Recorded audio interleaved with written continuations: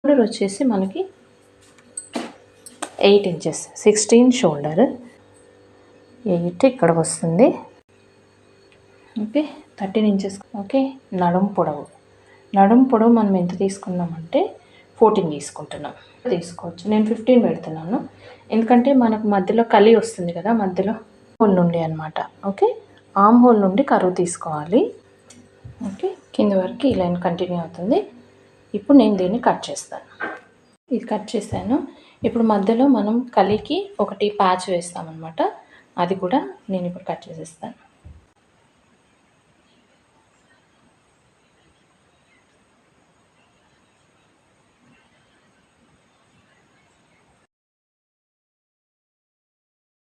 మనం ఒక చిన్న హ్యాక్ యూస్ చేయొచ్చు. ఫ్రంట్కి మనం ఈ డిజైన్ అప్లై చేసుకున్నాం. సో ఇదంతా ఇట్లా వస్తుంది అనమాట.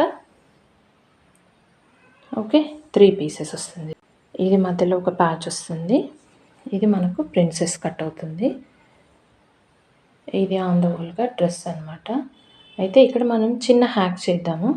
అదేంటంటే ఫ్రంట్ మనం కట్టించిన వెనక్కి మాత్రం మనం ఇదే ప్యాటర్న్ని డ్రా చేసుకొని ప్రిన్సెస్ కట్ లేకుండా నార్మల్గా మనం కట్ చేసుకొని కుట్టుకోవచ్చు.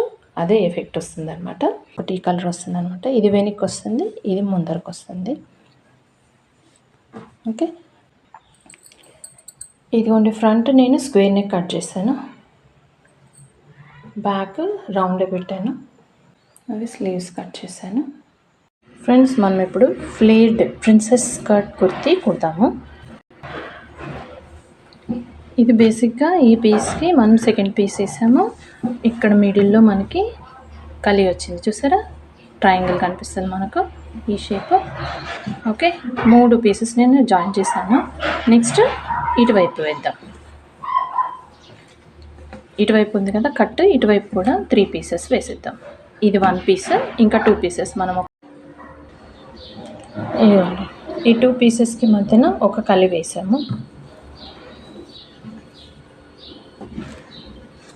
మళ్ళీ ఈ 2 పీసెస్కి మధ్యన ఇంకో కలి వేసాము. ఇది కలి. ఓకే, ఓవరాల్గా ఇట్లా వచ్చేస్తుంది. ఇది